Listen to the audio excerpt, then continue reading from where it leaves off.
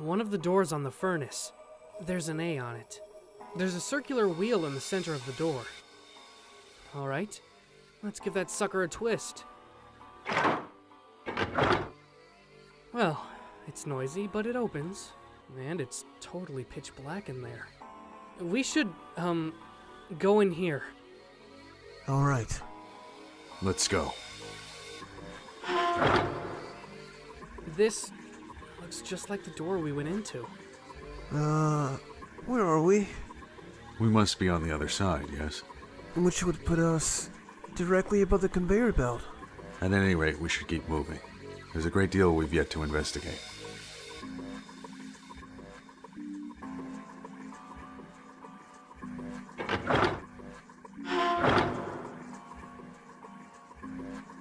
Alright, let's give this wheel a spin. I don't feel any resistance. Ah! Aw, shit.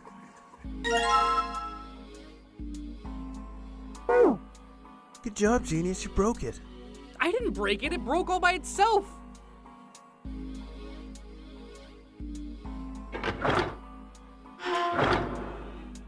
The catwalk.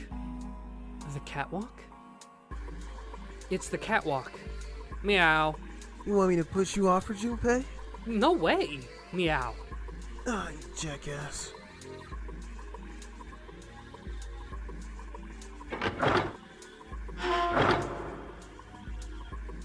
The hand-operated winch. There's no wheel to turn. Oh, yeah. I've got the wheel I pulled off the other winch, don't I? Let's see if it fits. Sweet. It's a perfect fit. Like they were made for each other. Not shaky at all. Good. I should be able to turn this now. Good work, Junpei. We should be able to haul up the wooden box now.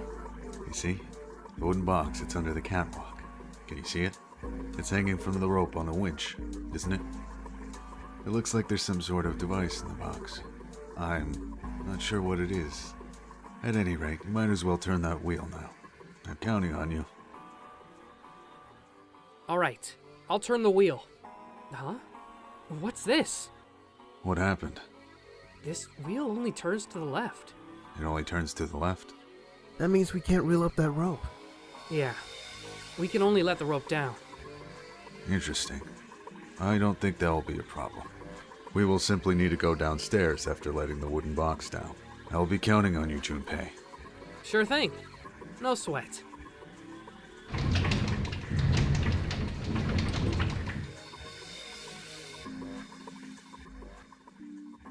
I believe the box has reached the floor. Yeah.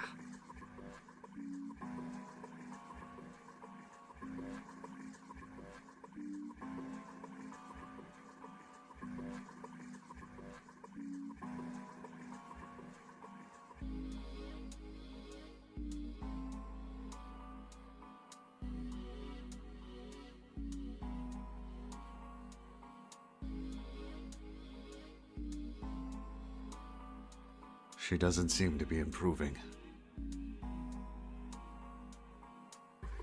Well, of course not. She's not gonna just get better right away, you know. It'll take time. What could be causing this, I wonder? Illness, perhaps? Nah, it's gotta be exhaustion. She gets dropped into some weird-ass ship, forced to play some messed up game. If you think about it, it's a lot weirder that we aren't freaking out just like her, you know? So you're saying we're abnormal? Yeah. We're just running around this room, solving all these puzzles like it's just business as usual.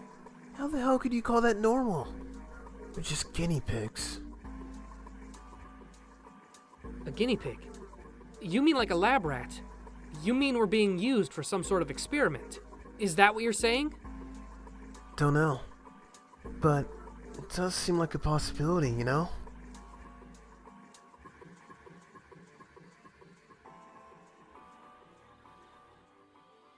You know, speaking of experiments, there was this experiment some scientists did with rats. First, they took a square C-shaped tank and filled it with enough water that the rats could drown. The tank has two exits, A and B.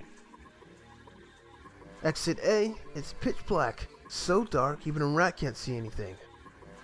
Exit B, however, is electrified, which means the rat can't leave through it. So, what would a rat do if it was put in this situation? Which exit would the rat choose?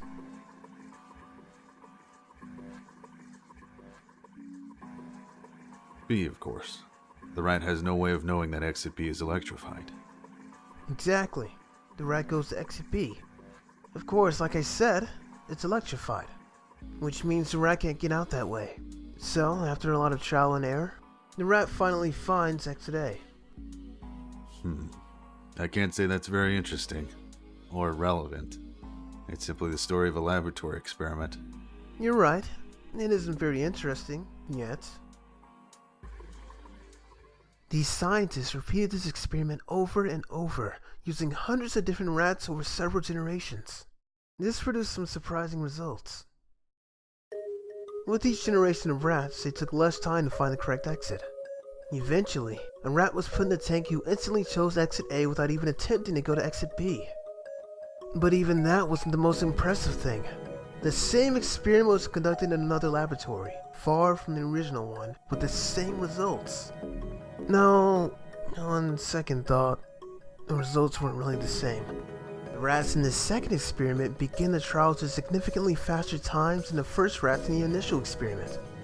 These rats were not related to the rats used in the first experiment and had never come in contact with them, and yet they all easily found their way to exit A.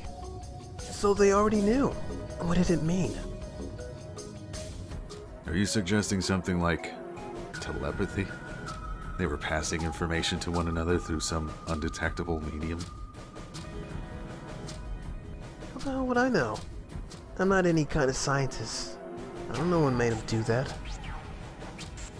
But I do know that story's true, and if you've got another explanation, I'd sure love to hear it. Come on, let's keep going. Still a lot here we haven't checked out. We gotta get the hell out of here before June passes out.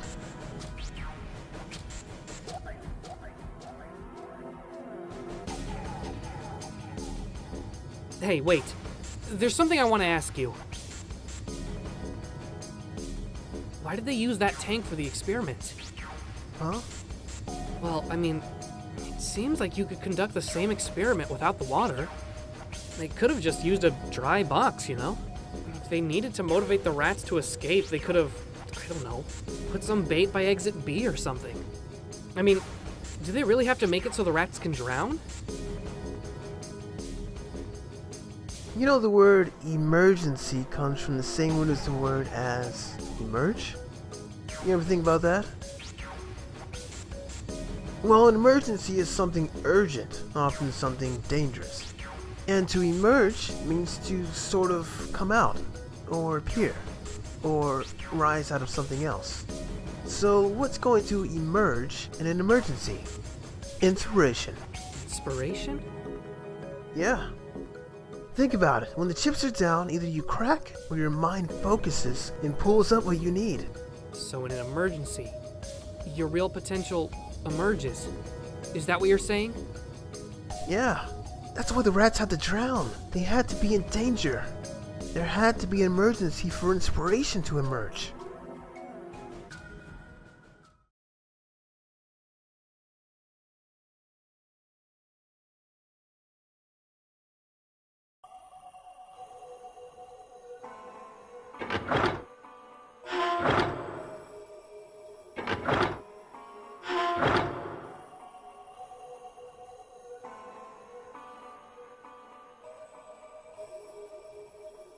Look, Ace.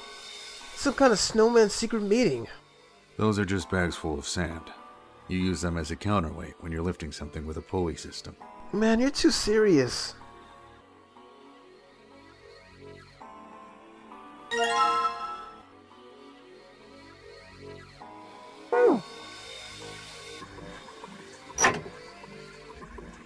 Maybe this hole is where the control panel goes. Well, there's only one way to find out.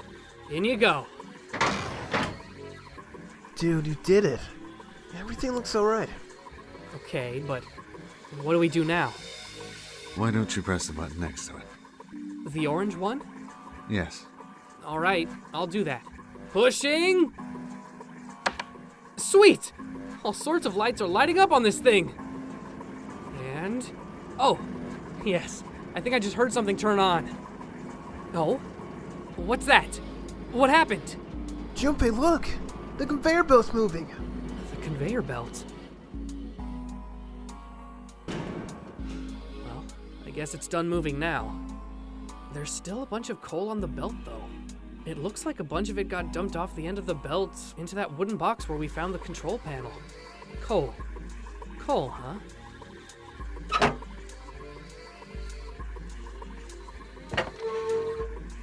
I believe this opening is for fueling the furnace.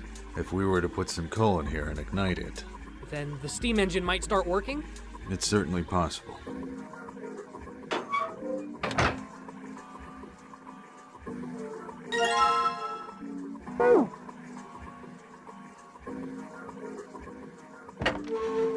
Okay, let's do it. All right, that's the last of it. No coal left in the wooden box. And nothing. Great. Well, I guess I should have expected that. Why would just throwing coal into a cold furnace do anything? Ah, well, a man can dream. Junpei, explain it to me again. You're planning to stoke the furnace with coal, which will heat up the water stored up there and make steam, which will then drive something else. Am I correct? In other words, you want to generate enough pressure with the steam to power the turbine and drive the steam engine, right?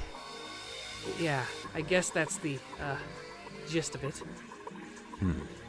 Well, in that case, this isn't enough coal. This furnace is enormous, so we're going to need a whole hell of a lot more coal than this. Very well, then. If the three of us work together, then we should manage to fill it much faster. I want to help too. Man, I totally didn't even see her walk up. Are you feeling up to that? Yes. Yeah, right. You look like you're one stiff breeze away from falling over, June. I think you'd better rest some more, all right?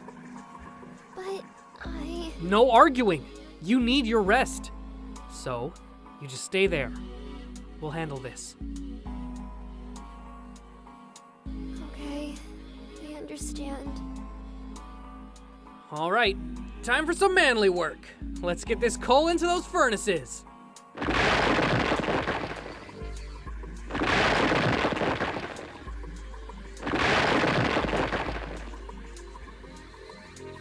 Man, this is a lot of work. All right. I think this should be sufficient. Alright, now we just gotta light it. Junpei, hand me your matches. What makes you think I have matches? I see. Then how are we gonna light it? Perhaps there's a device nearby that will allow us to remotely ignite the coal. Let's take a look, shall we? Some sort of ignition device. Huh.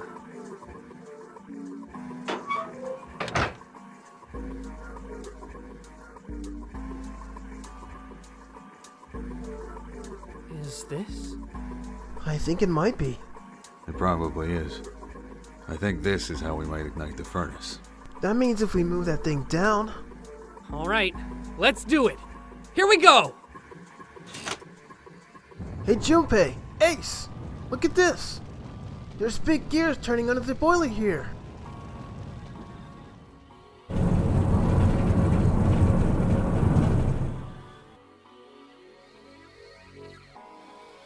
The gears. They're spinning. Let's start looking.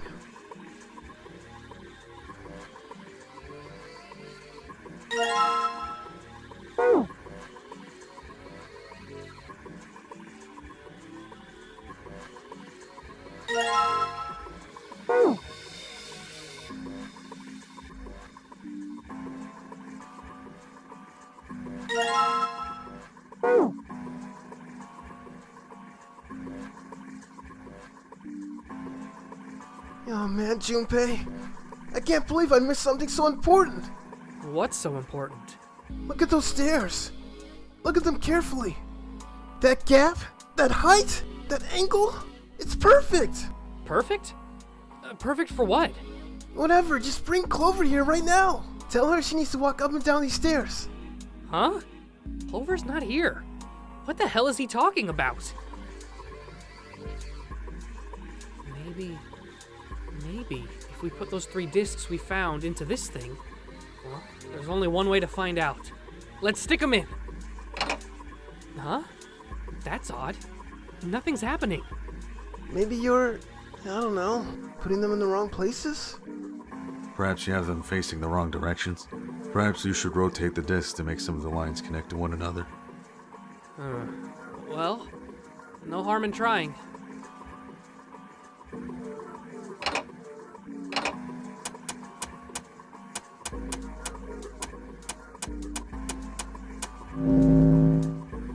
The red lines on these discs. I think maybe I can make a star polygon with these.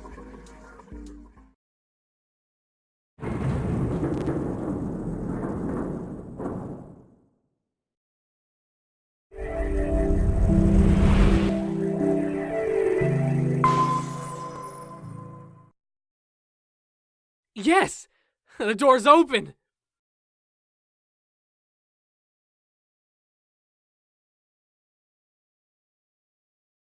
All right, Junpei. Why don't you go get June now? Santa and I will keep an eye on this door. Why do we need to do that? Even if it shuts, we know how to solve this puzzle now. We could just open it again. Well, I suppose that's true. Shall all 3 of us go and collect June then? No, I'm cool. I'll let Junpei handle it. So you're only interested in being contrary. All right. I'll go get June. I'll be right back.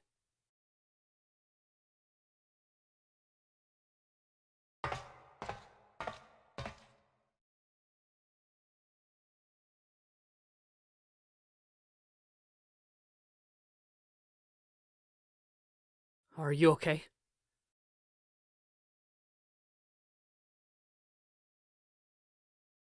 Yes, I'm fine now. I'm sorry I made you worry.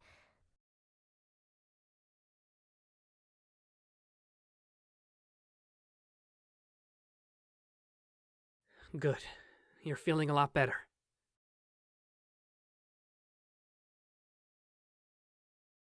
Are you sure you're all right?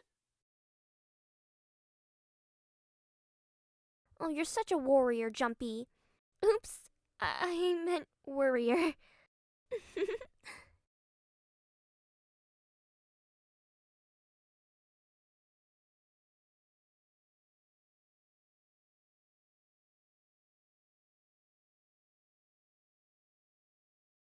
Let's go. Go where? Oh, right. I didn't tell you. We got the exit open, so... Great, let's go.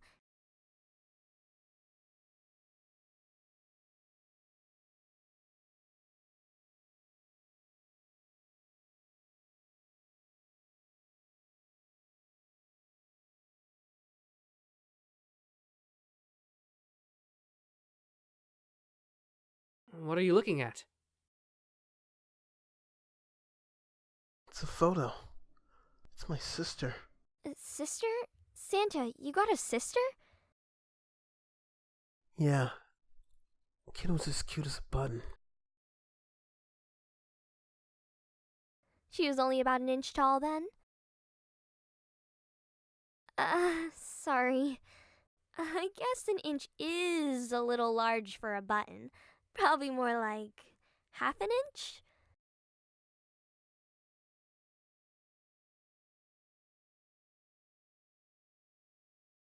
I was her Santa Claus.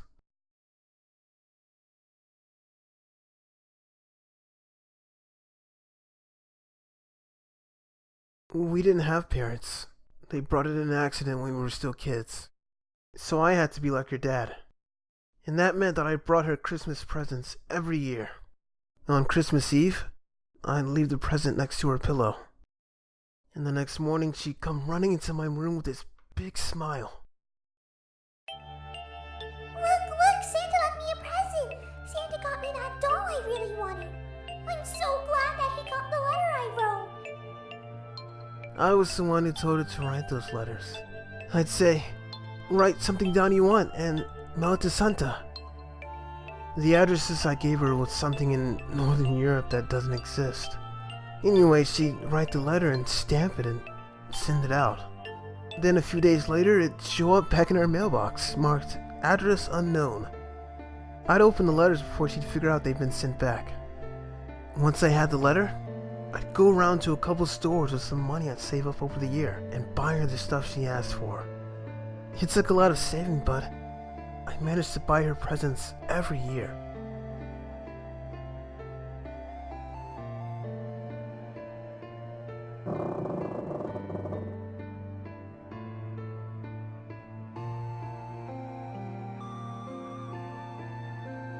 But one year, her letter was different. She didn't write a list of toys she wanted or anything like that. Instead, it said,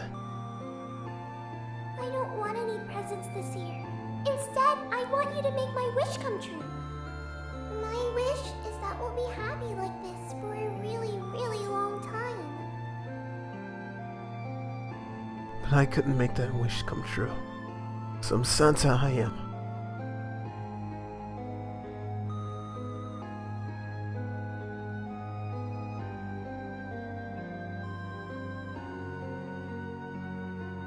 What happened?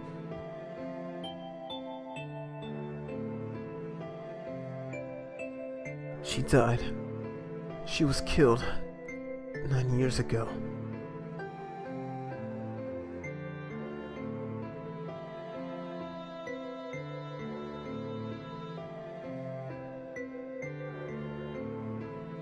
All right, let's go.